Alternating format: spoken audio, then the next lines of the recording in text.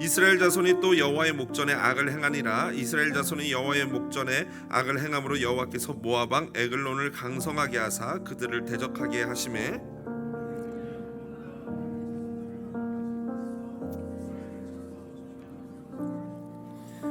이에 이스라엘 자손이 모압 왕 에글론을 18해 동안 섬기니라.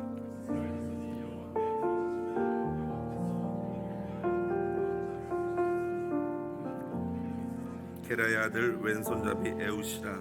이스라엘 자손이 그를 통하여 모압 왕 에글론에게 공물을 바칠 때 에웃이 길이가 한 규빗 되는 좌우에 날선 칼을 만들어 그의 오른쪽 허벅지 옷 속에 차고 공물을 모압 왕 에글론에게 바쳤는데 에글론은 매우 비둔한 자였더라. 에웃이 공물 바치기를 마친 후에 공물을 메고 온 자들을 보내고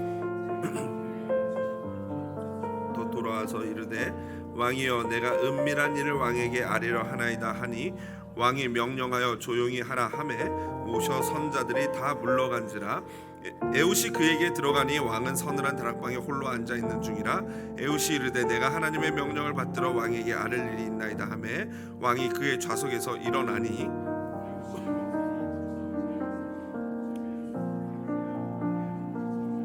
칼자루도 나를 따라 들어가서 그 끝이 등 뒤에까지 나갔고 그가 칼을 그의 몸에서 빼내지 아니하였으므로 기름이 칼날에 엉겼더라. 에웃이 현관에 나가서 다락문들을 뒤에서 닫아 잠그니라. 아멘. 오늘은 본문 사사기 3장 12절에서 30절까지 말씀을 가지고 왼손잡이 사사 에훗이라는 제목으로 말씀의 은혜 나누도록 하겠습니다. 여러분 가운데 손흥민 선수를 모르는 분은 안 계시리라 생각합니다. 그렇죠? 손흥민이 누구야 하시는 분은 안 계시겠죠. 세계 축구의 빅리그 중 하나인 영국 EPL에서 21년 22 시즌 득점왕까지 차지한 우리 한국의 자랑인 그러한 선수입니다. 이 손흥민 선수의 장점이 무엇입니까? 스피드죠. 스피드. 굉장히 빠른 선수입니다. EPL 그 리그에서 측정한 손흥민 선수의 순간 폭발적인 스피드는요 초당 9.7m라고 합니다. 그러니까 단 1초에 10m를 후다닥 뛰어가는 거예요. 그래서 이게 얼마나 이렇게 뭐 초당 10m 하면은 그 정도 나도 할 수 있지 않나 이렇게 생각하실 텐데요. 그래서 이거를 100m로 그 속도 그대로 100m로 환산을 해보면요 자그마치 10초 초반대에 달리는 스피드인 것이죠. 거의 육상 선수 수준인 거죠. 이렇게 안 놀라시는 거 보니까 여러분들 100m 다 그 정도 달리시나 봅니다. 그렇죠? 한 100m 뭐 10초 정도야 뭐 이런 표정이신 것 같은데 제가 소시적에는요 100m를 12초 8에 뛰었습니다. 죄송합니다. 10초에 뛰시는 분들 앞에서 제가 12초 8에 달려서 체력장에서 만점을 받았는데 그동안 이제 나이가 들고 어르신들한테 죄송하지만 좀 나이가 들고 하다가 운동을 좀 쉬었다가 이번 여름 한 5월 달쯤에 이제 다시 운동을 안 되겠다 몸이 이래서는 안 되겠다 운동을 시작했는데 400m 트랙을 한 바퀴를 도는 거를 팬데믹 전에는 한 5바퀴 정도도 이렇게 뛰었었거든요. 뛰다 보면은 그런데 한 바퀴를 뛰는데 한 300m 정도 가서 주저앉았습니다. 도저히 폐가 감당이 안 돼 폐가. 그래서 이거 큰일 났다 하고 그 다음날 계속해서 운동을 하다가 이제 100m 뛰는 게 궁금해졌어. 이 400m를 다 뛰고 나서 재보니까 2분 첫날 20초가 나오더라고. 400m를 2분 20초에 뛰면 도대체 100m를 몇 초에 뛴다는 거야 하면서 그 다음날 시계를 들고 100m 요이 땅 하면서 딱 눌러가지고 가서 100m 지점쯤에서 딱 봤더니 20초가 나왔어요. 20초. 그래서 이게 이거 몸뚱아리가 이게 말이 아니구나 하면서 이제 좀 더 끌어올려야겠다고 해서 얼마 전에는 이제 한 15초 정도까지는 끌어올린 것 같은데요. 여러분 운동을 해야 됩니다. 그런데 여러분들은 다들 10초 정도 뛰시니까 안 하셔도 될 것 같습니다. 어쨌든 이 스피드는요, 그 손흥민 선수의 이런 빠른 스피드는 축구를 하는 것에 있어서 굉장히 큰 장점이죠. 그런데 솔직히 이렇게 빠른 스피드도 그에게 장점이지만 그거보다 더 무시무시한 장점이 하나 있습니다. 뭡니까? 그렇죠. 양쪽 발을 아주 자유자재로 사용한다는 거예요. 보통 이렇게 양발을 쓰는 게 왜 무섭냐면요. 이렇게 수준 높은 리그에서는요 수비 수술도 굉장히 수준이 높은데 이 친구들이 딱 그 상대방 선수를 파악해가지고 이 상대방 선수가 오른발을 잘 쓰는 선수면요, 일부러 왼발 쪽으로 모는 거예요. 이게 이제 손흥민 선수가 이렇게 들어오면 수비수가 일부러 이렇게 막아가지고 손흥민 선수가 이 왼쪽으로 가도록 유도하는 거죠. 그리고 왼발이 약하니까 이쪽으로 가봤자 별로 힘을 못 쓰고 그냥 실수를 하거나 이렇게 되는 거예요. 그런데 문제는 손흥민 선수가 뭐예요? 양발을 다 졌어요. 그러니까 이 수비수가 어느 쪽을 선택할 수가 없는 거예요. 이쪽 했다가는 왼발에 당하고 이렇게 했다가는 오른발에 당하니까 그냥 이러고 서서 어쩔 줄을 모르다가 이 제낌을 당하면서 그 민망한 그런 손흥민 선수의 원더골이 나오고 그런 장면들이 자주 등장하는 것입니다. 왜 저렇게 못 막냐 이렇게 말할 게 아니라 손흥민 선수의 스피드와 양발을 자유자재로 쓰는 이것 때문이죠. 그래서 이 손흥민 선수가 얼마나 양발을 잘 쓰냐면요, 지난 시즌에 뭐 보면은 여태까지 유럽에서 총 넣은 골이 121골을 넣었다고 하는데요, 그걸 분석해 보니까 왼발로 50, 오른발로 64, 헤더로 7골을 넣은 거예요. 심지어 21, 22 시즌에 득점왕을 차지할 때는 23골을 넣었거든요. 그런데 오른발이 12골, 왼발이 11골이에요. 거의 반반. 그러니까 양발을 거의 똑같이 사용하는 그러한 선수라는 것이죠. 얼마나 이게 수비한테는 이게 고통스러운 일인지 모르는 것이죠. 이런 양손잡이나 양발잡이는요, 실제 싸움에서도 유리합니다. 오늘 본문에 등장하는 베냐민 지파의 에웃은 왼손잡이다라고 소개하고 있어요. 그런데 그 왼손잡이라는 히브리 원어의 의미는 오른손이 제한된이라는 뜻이에요. 그래서 이 오른손이 좀 약한, 제한된. 그래서 어떤 학자들은 이 베냐민 지파 사람들이 DNA적으로, 선천적으로 오른손에 장애를 가지고 태어났다라고 해석하는 분들도 있어요.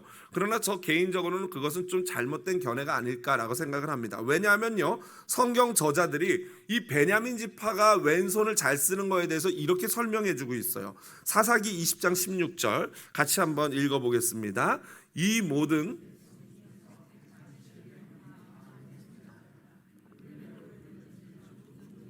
틀림이 없는 자들, 이 모든 백성이라는 것은 베냐민 지파를 말하는데요, 베냐민 지파에서 700명을 선택해가지고 어렸을 때부터 왼손으로 물매를 던지도록 훈련을 시킨 듯한 그런 내용이죠.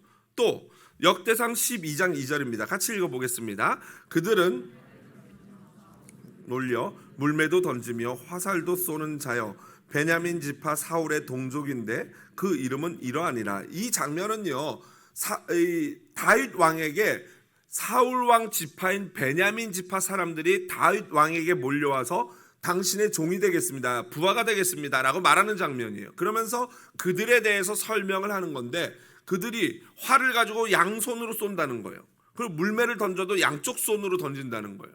그게 바로 베냐민 지파의 용사들이었다라는 것이죠. 그러니까 아마도 베냐민 지파 사람들은요, 의도적으로 오른손을 못 쓰도록 묶어놓고 왼손을 통해서 하는 훈련을 시킨 다음에 양손을 자유롭게 쓸 수 있도록 만들었던 것으로 보여집니다.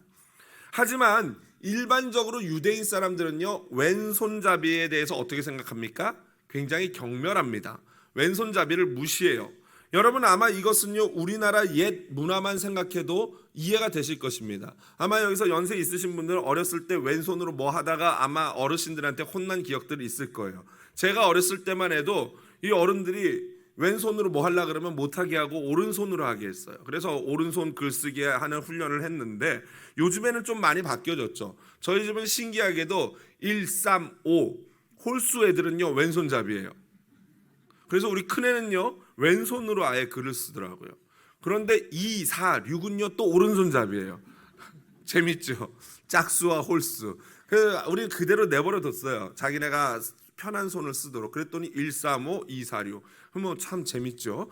여하튼 요즘 우리 세대는 그거에 대해서 별로 인식하지 않는데, 옛날 어른들은 오른손, 왼손 쓰는 걸 굉장히 극도로 꺼렸던 것이죠.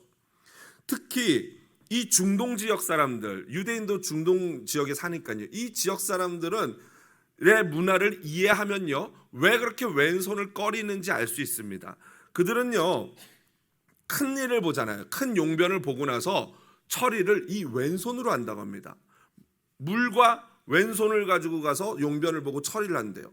실제로 저희 이모부께서 사우디아라비아에서 젊었을 때 일을 하셨는데 몇 년을 그렇게 이제 전기 기술자로 사우디아라비아에 갔다가 와서 해주시는 얘기를 들었는데, 사우디 사람들은요 화장실을 갈 때, 큰 일을 보러 갈 때 옆에 호리병을 차고 간다는 거예요. 그래서 실제로 호리병을 차고 가서 볼일을 보고 물을 또르르 하면서 그걸로 그러니까 자동 비데가 아니라 이게 뭐예요? 그냥 수동 비데를 만들어서 쓴다는 거죠. 그런데 그거를 저에게 말씀해 주신 게, 제가 어렸을 때 한 적어도 한 10년 전? 어렸을 때? 죄송합니다. 제가 어렸을 때 40년 전에, 한 40년 전이었던 것 같아요. 그때 한 10살 때쯤에 우리 이모부께서 그 말씀을 해주셨어요. 그러니까 40년 전까지도 그런 문화가 남아 있었다는 거 아니겠습니까? 실제로 이 예수님 시대 당시에는, 또 이 구약 시대에는 당연히 그렇게 이 볼일을 처리했던 것이죠. 이런 문화를 이해하면요 성경을 이해하는 데 큰 도움이 됩니다. 예수께서 다음과 같이 말씀하셨어요. 마태복음 5장 39절 한번 읽어볼까요? 나는 너희에게 이르노니 왼편도 돌려대며. 이것은 예수님이 산상수훈에서 설교하는 한 부분이죠. 이 말씀을 보면 그래 우리 그리스도인은 좀 양보하고 참아야지, 이 정도로 이 본문을 이해하기 쉽습니다. 물론 맞는데요, 그런 이해가 맞는데, 여기서 문화적으로 유대인들이 오른뺨을 맞는 것이 무엇을 의미하는지를 알면요 이 말씀의 무게감이 굉장히 틀려집니다. 여러분, 내가 오른뺨을 맞으려면 상대방이 나를 어떻게 때려야 할까요? 잘 모르겠죠. 여러분 한번 서로 마주 보면서 한번 해봅시다. 내 오른뺨을 한번 때려보세요. 해보세요. 어떻게 해야 됩니까? 자연스럽게 왼손으로 때려야지 내 오른뺨을 때리게 되지 않습니까? 아니면 오른손으로 때린다면 어떻게 때리면 돼요? 손등으로 이렇게 때리면은 왼뺨을 칠 수 있죠. 그런데 일반적으로 뺨을 때리면 이렇게 치는 사람보다는 그냥 이렇게 치잖아요. 그렇기 때문에 오른뺨을 친다는 것은 왼손으로 치는 거예요. 그러면 제가 말씀드렸죠. 여러분, 유대인들에게 왼손은 어떤 손이라고요? 화장지예요, 화장지. 그러니까 이 왼손으로 나를 때린다는 것은 어떤 의미냐면, 이런 똥보다도 못한 놈, 이거예요. 그런데 그 사람이 뺨을 때리기 전에 방금 화장실을 갔다 왔다고 생각해 보세요. 그죠? 그러니까 왼손으로 때리는 게 어떤 건지를 알면은 이 말씀이 굉장히 무게감이 있는 말씀이 되는 거죠. 그 사람이 너를 완전히, 요즘 젊은 애들 말로, 속된 말로, 그 사람이 너를 개무시를 해도 어떻게 하라는 거예요? 참으라는 거예요. 왼뺨도 돌려대라는 거예요. 그러니까 이렇게 문화를 알면은 우리가 이 말씀을 좀 더 심각하게 받게 되는 거죠. 또 이 중동 지역에서는, 이것도 저희 이모부가 말씀해 주신 바인데 이미 성경에 나와 있는 거죠. 도둑질을 하면은 어느 손을 잘라요? 오른손을 자르라고 돼 있어요, 율법에도. 왜 그럴까요? 왜 오른손일까요? 왼손이 아니고. 이 유대인들은요 식사를 할 때 왼쪽으로 비스듬히 기대 누워서 오른손으로 빵을 집어서 이 간장에, 식초 간장이나 이런 데 발사믹 소스에 찍어서 먹습니다. 그렇기 때문에 유대인들이 같이 식사하려면 가운데 음식을 중심으로 비스듬히 쭉 앉는 거예요. 근데 오른손이 없으면 이 사람은 어느 쪽으로 누워야 되겠습니까? 오른쪽으로 누워서 왼손으로 먹어야 되는 거예요. 그러니까 다른 사람 다 이렇게 누워있는데 혼자 이렇게 누울 수가 없잖아요.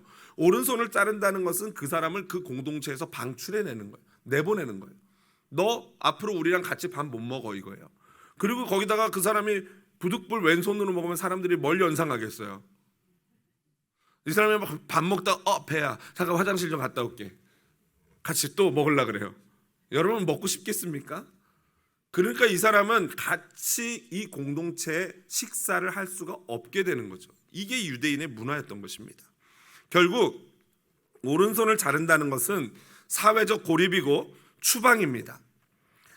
이처럼 유대인 문화에서는요 왼손잡이는 반사회적인 사람, 부적격자, 연약한 자를 가리키는 부정적인 단어가 왼손잡이였어요.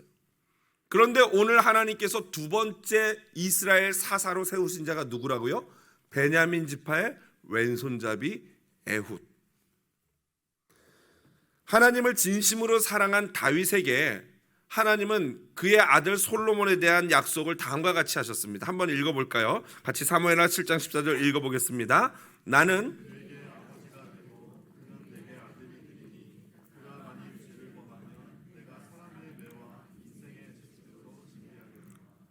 하나님께서 다윗이 나 하나님 너무 사랑해서 하나님께 성전 지어드리고 싶어요 했더니 하나님이 아이 그건 됐고 너는 안 돼. 네 아들이 나한테 지어줄 거야 라고 말씀하시면서 다윗에게 이렇게 축복해 줍니다.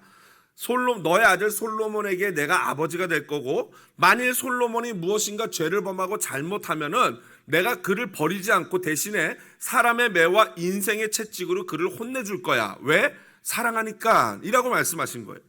그런데 이러한 하나님의 약속의 말씀은 사실 다윗 이전부터 지켜지고 있었어요. 오늘 본문도 마찬가지예요. 이스라엘 백성들 베냐민 지파와 에브라임 지파 일부가 이스라엘 백성들이 하나님 앞에 범죄를 했습니다. 그러자 하나님께서는 모압 왕, 이 젊은 황소라는 이름을 가진 에글론, 이 왕을 통해서 하나님이 바로 이스라엘 백성들을 혼내주신 거예요. 왜요? 사랑하시니까. 그래서 하나님은 이 모든 것들을 주관하셔서 모압 왕을 통해서 이스라엘 백성을 혼내주셨는데 그 원인이 뭐예요? 이스라엘 백성이 오늘 보니까 12절에 보니까 여호와의 목전에 악을 행함으로 여호와 하나님 눈앞에서 범죄를 했다는 거예요. 메투엘리는 그래서 이 부분을 이렇게 주석합니다. 이스라엘은 악을 행했다. 그러나 추측컨대 모압은 더 했을 것이다. 그러나 하나님은 통상적으로 이 세상에서 자기 백성들의 죄를 벌하시는데 그것은 육은 멸망을 당해도 영은 구원을 받게 하기 위함이다. 그러니까 하나님이 지금 이스라엘 백성들이 범죄를 해서 벌을 내리셔서 모압 왕 에글론으로 말미암아 고통을 주시는데 그 이유가 뭐라는 거예요? 더 좋게 해주시려는 거예요. 혼내주는 게 목적이 아니라 이 이스라엘이 영적으로 다시 회개하고 하나님과 친밀감을 회복하도록 바로 모압이라는 존재를 사용하셔서 사람의 매와 인생의 채찍을 허락하셨다라는 것이죠. 여러분, 우리 인생은요, 여호와 하나님 눈앞에서 거짓말하고 범죄를 하면서도 하나님이 이걸 모르실 것이다 라고 착각을 합니다. 제가 저를 봐도 하나님 앞에 범죄할 때 보면은 하나님이 마치 장님인 것처럼 못 듣는 분인 것처럼 착각을 하면서 죄를 짓는 거죠. 그런데 하나님은 어떤 분이십니까? 전지전능하신 분이에요. 모든 걸 다 아셔요. 하나님 앞에 선 우리 인생은요, 태양빛 앞에 벌거벗고 서 있는 존재와 같습니다. 하나님은 우리의 심장과 폐부까지도 살피시는 분이라 그랬어요. 여러분 믿으십니까 이것을? 믿으셔야 되는 게, 여러분 공항 가보셨죠? 죄송합니다. 제가 미국에 오신 분들한테 공항을 가봤냐고 질문하는 이런 무식한 짓을. 여러분 이 가운데 공항 다 가보셨을 거예요. 공항 가보면 검색대 지날 때 어떡합니까? 신발 벗고 뭐 주머니 다 털고 막 허리띠 풀러서 바구니에 넣고 딱 가가지고 이상한 통 속에 캡슐 같은 데 들어가서 어떡합니까? 딱 이러잖아요. 그럼 뭐가 이렇게 씩 지나가요. 단 1초도 안 걸려요. 그럼 뭐 하는 거예요? 스캔하는 거잖아요. 우리 엑스레이로 우리 몸 안까지도 스캔하는 거잖아요.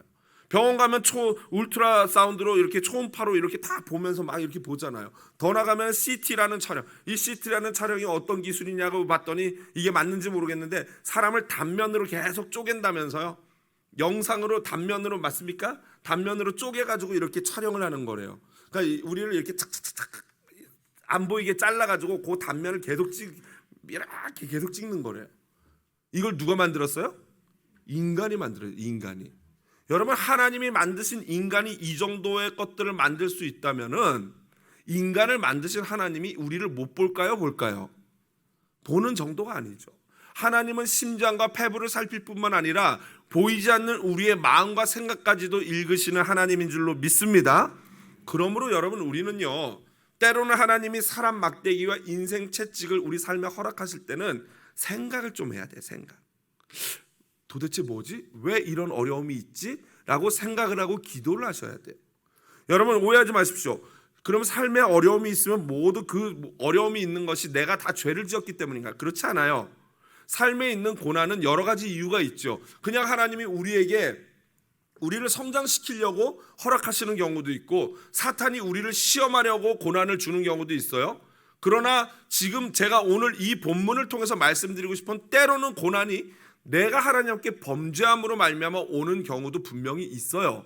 그러므로 우리는 주님 앞에 그런 어려움이 있을 때는 하나님 앞에 진지하게 생각하고 기도하면서 이 고난이 무엇 때문인지를 살펴보고 생각해야 된다는 것이죠.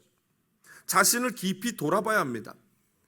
오늘 본문에서는 명확히 나와 있어요. 고난의 이유가 뭐예요? 그들의 범죄 때문이에요. 그래서 하나님은 그들의 범죄 때문에 18년 동안 모압 왕 에글론에게 고난을 받도록 허락하신 것입니다. 여러분, 이처럼 죄를 범하면요, 죄가 무서운 게 뭐냐면 죄를 범하면 곧바로 그 이후부터 뭐의 노예가 돼요? 죄의 노예가 되는 거예요. 죄에게 끌려다니게 돼 있어요. 그 쓴 열매를 먹을 수밖에 없는 게 죄의 결과예요. 그렇다면 어떻게 우리가 죄의 노예에서 벗어날 수 있을까? 15절 보실까요? 15절 한번 첫 번째 줄만 같이 읽어보겠습니다. 이스라엘 자손이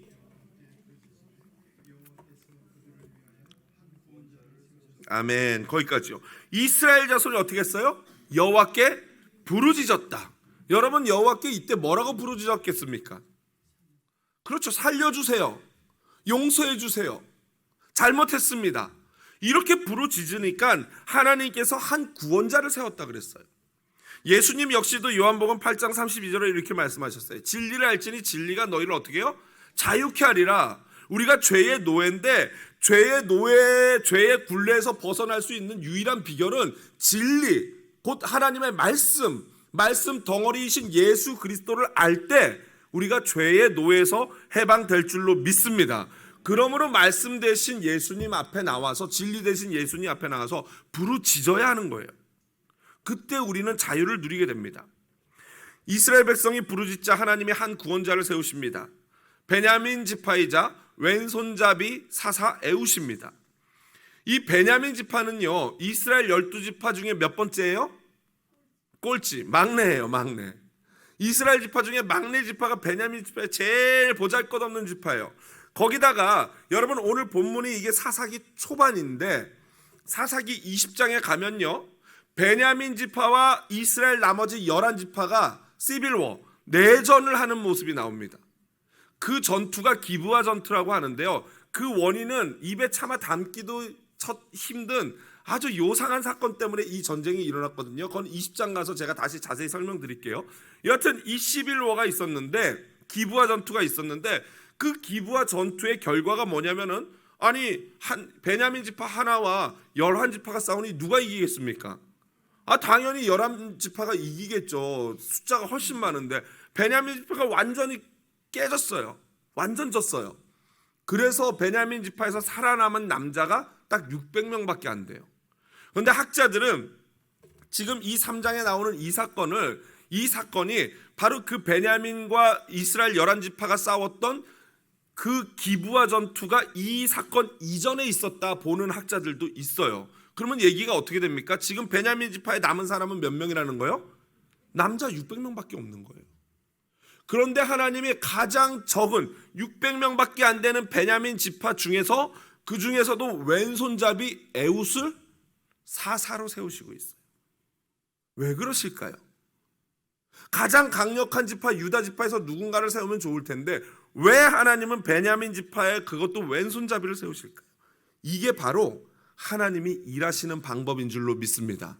매튜 헨리가 이렇게 얘기했어요. 같이 한번 읽어보겠습니다. 화면 보면서. 그러나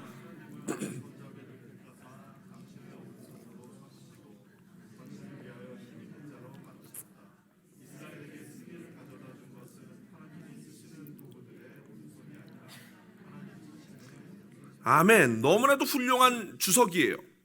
사사들이 하나님의 구원자로 사용된 것은 그 사사가 잘나서가 아니라는 거예요. 사사가 잘나고 못나고는 하나님께는 아무런 의미가 없어요. 그래서 하나님은 그저 아무나 하나님이 택하신 자를 하나님이 데려다가 그 자가 왼손잡이건 오른손잡이건 상관없이 하나님 당신의 오른손처럼 그 연약한 자를 사용했다, 이거예요. 이걸 말씀해 주시길 원하는 거죠. 마치 모세의 손에 들린 지팡이가 아무것도 아니잖아요. 근데 그 지팡이를 치니까 뭐 반석에서 물이 나오고 지팡이를 드니까 홍해가 갈라지잖아요. 마치 모세의 손에 들린 지팡이처럼 하나님이 사사들을 그렇게 사용하는 도구였다는 거죠. 그러니까 저와 여러분 자신의 부족함에 대해서 막 머리 때리면서 고민할 필요가 있어요, 없어요? 고민할 필요가 없어요. 내가 왼손잡이면 어떻고 오른손잡이면 어떻고 잘나면 어떻고 못나면 어때요? 나를 들어 쓰시는 분이 하나님이라면 그거는 아무것도 문제가 안 될 줄로 믿습니다. 그러므로 저와 여러분이 고민해야 될 건 뭐냐면요, 이거예요. 과연 내가 하나님 손 위에 올려져 있는가? 하나님이 나를 들어서 사용하는가? 내가 하나님 손에 들려져 있는가? 아니면 그저 내가 혼자 잘나가지고 내 잘난 맛에 설치고 있는가? 요것만 판단하면 돼요. 만약 내가 뛰어나고 잘났어도 하나님 손에 올려지지 않으면 그건 혼자 잘난 척 설치다 끝나는 거예요. 그러나 내가 아무리 부족하고 못나도 내가 하나님 손에만 올려져 있으면 놀라운 하나님의 역사를 이루는 도구가 될 줄로 믿습니다. 그래서 바울은 이렇게 이야기해요. 고린도전서 12장 24절 25절 한번 같이 읽어볼까요? 우리의 아름다운 지체는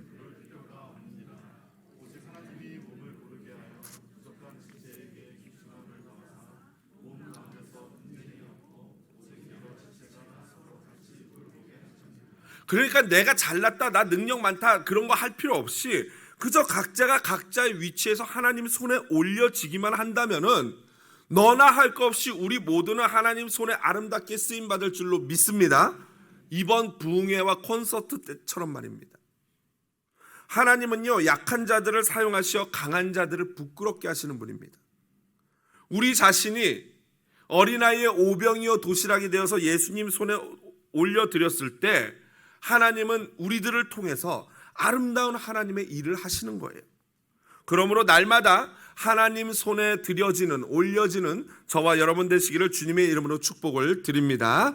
이제 24절부터 마지막 30절을 보면요, 에웃은 모압 왕 에글론에게 곡물을 가져다 주면서 하나님의 심판을 전합니다. 한 45cm 정도 되는 칼을 이 오른쪽 허벅지 안쪽에 감췄다가 그를 만나서 그에게 하나님의 심판을 전하는 거죠. 그런데 그가 보니까 오늘 19절에 자기는 길갈 근처 돌 뜨는 곳에서부터 돌아와 라고 되어 있어요. 그러니까 에글론에게 와서 곡물을 바치고 다시 이스라엘 진영으로 가다가 돌 뜨는 곳이라는 곳에서 다시 돌이켜 와서 에글론을 죽인 거죠. 그렇다면 돌 뜨는 곳이 무엇이길래? 이 돌 뜨는 곳의 히브리어는 페실림인데요, 이 페실림은 색이다라는 원래 의미를 가지고 있어요. 그런데 학자들이 이것이 어떤 곳인지를 정확히 말하지 못합니다. 왜냐하면 정확히 알 수가 없으니까요. 그래서 학자들이 연구를 하면서 추측을 한 게 킹제임스 버전 같은 경우에는 채석장이다, 말 그대로 돌 뜨는, 돌을 떼내는 채석장이다. 그리고 또 어떤 경우에는 여호수아가 길갈에 요단강을 건너고 돌을 가져와서 기념비를 세우지 않았습니까? 그 기념비가 세워져 있는 장소다. 그리고 또 어떤 번역은요, 우리가 주로 사용하는 NIV나 RSV 같은 성경은요, 바로 이 돌 뜨는 곳은 색이다라는 단어에서 알 수 있듯이 돌에다가 우상을 새겨 만드는 그런 곳이었다라고 보기도 합니다. 어떤 게 정확한지는 알 수 없지만 오늘 성경을 볼 때 두 번째 여호수아의 기념비가 아니면은 우상을 만들던 장소가 바로 이 돌 뜨는 곳이었을 것 같습니다. 왜냐하면 에웃이 돌아가는 길에 그곳을 딱 갔다가 우상들을 보면서 마음에 거룩한 분노가 확 올라오는 거죠. 어떻게 해야 될지, 이걸 죽여야 돼 말아야 돼 막 이러다가 그 우상을 보면서, 아이돌을 보면서 이거는 내가 하나님의 명령대로 행해야겠다라고 결심을 하고 다시 돌아가서 에글론 왕을 죽였던 것입니다. 또는 여호수아의 기념비를 보면서 오직 여호와만 섬기겠다고 약속했던 그 기념비 돌을 보면서 그래 여호와만 섬겨야지 하면서 돌아가서 그 심판을 전했던 것이죠. 여하튼 에글론을 찾아와서 에웃이 에글론을 칼로 찔렀을 때 너무 깊숙이 들어갔다라고 나오는데요, 킹제임스 버전은 보면은 이런 표현이 있습니다. And the dirt came out. 오물까지 쏟아져 나왔다. 칼을 찔렀을 때 배에서 오물이 나왔다. 무슨 말이냐면요, 여러분들 이 부분 모르겠지만 칼을 찌르면 막 창자가 나오기도 하지 않습니까? 좀 죄송합니다. 그런데 그 창자가 나오면서 그 안에 있는 똥, 오늘 서론부터 해서 계속 똥 얘기가 나와서 죄송한데 똥까지도 흘러나왔다는 거예요. 그러니까 냄새가 나고 그렇게 된 거죠. 이게 이 킹제임스 버전의 번역이 약간 더 신빙성이 있는 게 오늘 24절에 보니까 신하들이 에글론 왕, 자기 왕의 방문이 잠긴 걸 보면서 왕이 발을 가린다라고 말을 합니다. 왕이 발을 가린다. 24절에 보니까 발을 가린다는 게 무슨 말인가? 이스라엘에서 발을 가린다는 표현은 두 가지로 사용됩니다. 하나는 똥 쌀 때, 죄송합니다. 똥 쌀 때 여러분 쭈그리고 앉아서 똥 싸면 옷이 어떻게 됩니까? 발을 가리잖아요. 그래서 완곡한 표현으로 돌려서 발 가린다 하면 똥 싼다라는 거예요. 또 잠잘 때 이불 덮으면 어떻게 됩니까? 발이 가려지잖아요. 그래서 잠잔다는 표현도 발을 가린다. 이 두 가지 경우에 이스라엘 사람들은 발을 가린다라고 쓰는 거예요. 중동 지역 사람들이. 그러니까 여기서 발을 가린다라고 했을 때 이 신하들이 와가지고 냄새를 맡아보니까 이상한 냄새가 나잖아요. 그러니까 우리 왕께서 똥을 싸시는구나 이러면서 방해하지 말자 하고 물러갔을 수도 있고, 너무 조용하니까 왕이 주무시는구나 하고 물러갔을 수도 있는 겁니다. 어떤 해석이 맞는지는 정확하지 않지만 둘 중에 하나인 거죠. 여하튼 그 덕분에 이 에웃은 쉽게 무사히 빠져나올 수 있었던 것입니다. 여러분, 그러니까 이제 우리가 집에서 이렇게 대화를 할 때 나 똥 마려, 똥 싸러 갔다 올게 여보 이러지 마시고요. 이제는 좀 더 품위 있게 여보 나 발 좀 가리고 오겠어 라고 하시고 화장실에 가시면 되는 거죠. 주무실 때도 여보 자자, 자 빨리 와 자, 그냥 이러지 마시고 품위 있게 여보 우리 발 좀 가립시다 여보 부인 이러시면 좀 더 품이 있을 것 같아요. 우리 한번 연습해 볼까요? 발 좀 가립시다. 옆에 분에게 발 좀 가리고 올게요. 또 엉뚱한 분한테 뭐 발 가립시다 이러지 마시고. 네, 좀 졸릴 것 같아서 제가 이렇게. 자, 이어서 덕분에 여하튼 에웃은 무사히 빠져나올 수 있었어요. 그리고 나서 에웃이 나팔을 붑니다. 그리고 백성을 소집해서 1만 명이나 되는 모압의 병사들을 물리칩니다. 여기서 여러분 우리는 잘 되는 공동체, 승리하는 공동체의 비결을 배울 수 있어요. 무엇입니까? 27절 보십시오. 리더인 에웃이 나팔을 불면서 먼저 앞장서서 달려갑니다. 그리고 나머지 백성들은 어떡합니까? 에웃의 나팔 소리를 듣고 따라 내려갔다라고 써져 있어요. 그런데 이 에웃을 따라 내려갔다를 27절, 28절에 똑같이 두 번이나 반복해서 기록합니다. 매우 중요하다는 거예요. 에웃이 리더가 나팔을 불면 백성들이 어떻게 해요? 한 마음으로 같이 힘있게 따라 내려갈 때 승리를 하는 거예요. 여러분, 예수님 당시의 시대를 어떻게 비판하셨냐면요, 마태복음 11장 17절에 이렇게 비판하셨어요. 우리가 너희를 향하여 피리를 불어도 너희가 춤추지 않고 우리가 슬피 울어도 너희가 가슴을 치지 아니하였다. 무슨 말이에요? 공감 능력이 완전히 떨어졌다는 거예요. 하나 되는 마음이 없어졌다는 거예요. 이런 공동체는 성공할 수도 없고 이길 수도 없어요. 실패밖에 없어요. 그냥 누가 피리 불면 같이 힘있게 재밌게 춤춰줘야 되는데 그것도 없고, 누가 울어도 같이 울면서 위로해줘야 되는데 그게 없다는 거예요. 그러니 이런 공동체는 질 수밖에 없는 거죠. 망할 수밖에 없는 거죠. 승리라는 걸 경험할 수 없는 것이죠. 우리 가정도 마찬가지예요. 리더인 아버지가, 리더인 어머니가 뭐 하자라고 하면 자녀들과 가족 구성원들이 한 마음으로 네 하고 순종하면서 갈 때 그 가족이 승리하고 하나님께 영광 돌리게 될 줄로 믿습니다. 그런 공동체가 돼야 돼요. 이번에 제가 다시 한번 나팔 불겠습니다. 얼마 전에 나팔 불어가지고 우리가 부흥의 콘서트 은혜 가운데 마치지 않았습니까? 한 번 더 제가 나팔을 불겠습니다. 저는 개인적으로 이 나팔이 훨씬 더 중요해요. 부흥회나 이런 콘서트는요, 단 일회적인 어떤 이벤트 행사잖아요. 그런데 이번에 불 나팔은요, 우리 교회 정체성과 우리 교회 1년이 달려있는 나팔이에요. 뭐예요? 전교인 수련회입니다. 이거는요 진짜 공동체적으로 중요해요. 가능하면 전일 2박 3일 참석하시기를 부탁을 드립니다. 우리 옆에 분에게 한번 부탁할까요? 수련회 때 만납시다. 다들 너무 주저하시는 것 같아요. 만약에 2박 3일이 안 되면 1박이라도 합시다. 옆에 분에게 한 번 더 1박이라도. 그것도 안 되면 두 번째 날이 주일이거든요. 여러분 집에서 편하게 그래 영상 예배나 하자 이러지 마시고 1시간 우리가 그냥 1시간 드라이브 한다 생각하시고 우리 교회에서 1시간 거리 50분 거리거든요. 시백 컨퍼런스 센터에 오십시오. 그래서 같이 주일 예배하고 점심 맛있게 드시고 놀다 가세요. 이 프로그램이요 별거 없어요. 프로그램 제가 짜서 이 밖에 보면 신청서 있거든요. 거기에 이제 프로그램 나와 있는데 보시면은 저녁에 집회 2번, 주일 오전에 예배 1번, 나머지는 다 먹고 노는 거예요. 그냥 우리 남성분들 가가지고 족구할 거고요. 이제 저기 농구도 할 거고 여성들 막 피구도 하고 여성들 고무줄도 하고 또 앉아서 고무줄은 너무 옛날 올드 패션인가요? 같이 맛있게 식사하고 거기 경치가 너무 좋거든요. 벤치에서 쉬면서 도란도란 얘기도 하고요. 이 나이대별로 세대별로 만나가지고 친구야 얘기하자 대화하자 해가지고 세대별로 만나서 대화 나눌 거예요. 뭐 70대 만나가지고 그래 요즘 젊은 것들은 막 이러면서 막 대화하시고 우리 또 이 젊은이들은 만나가지고 이 어르신들을 잘 섬기자 막 이렇게 대화하면 그러면 되는 거죠. 같이 공동체 훈련도 하고 이럴 겁니다. 여러분 너무 좋을 것 같아요. 그 장소에만 가도요. 제가 몇 번 가봤는데 이 마음이 그냥 쉼을 얻고 힐링이 되더라고요.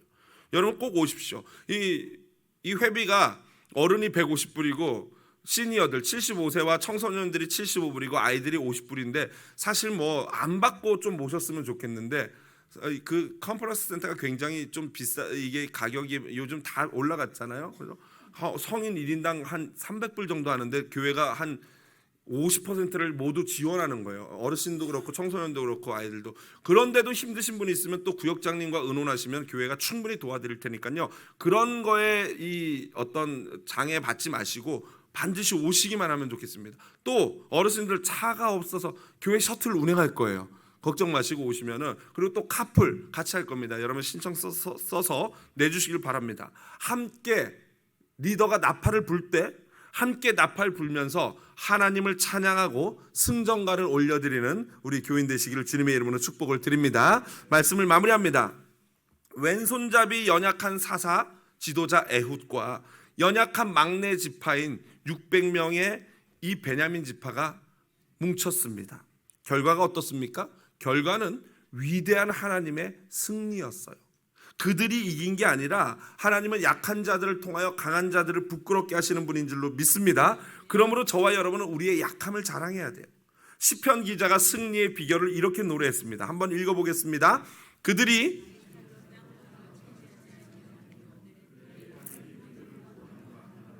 오직 주의 오른손과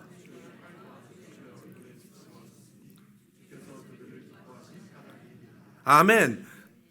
승리의 비결은 나에게 있는 게 아니라는 거예요. 내가 강하고 잘났고 못났고 상관없어요. 아무런 의미가 없어요. 우리가 승리하기 위해서는 여기 시편 기자가 뭐라고 말했어요? 주께서 그들을 기뻐하신 까닭에 이길 수 있었다 해요. 그러면 우리가 승리하려면 어떻게 하면 된다는 거예요? 주님만 기쁘시게 하면 승리할 줄로 믿습니다. 그게 승리의 비결이에요.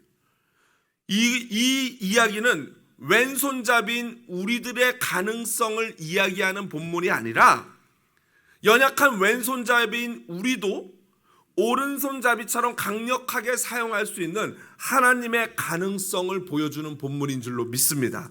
우리의 영원한 왕이시여 우리의 구원자 되신 주님을 온 힘 다해서 찬양하는 저와 여러분 되시기를 주님의 이름으로 축복드립니다.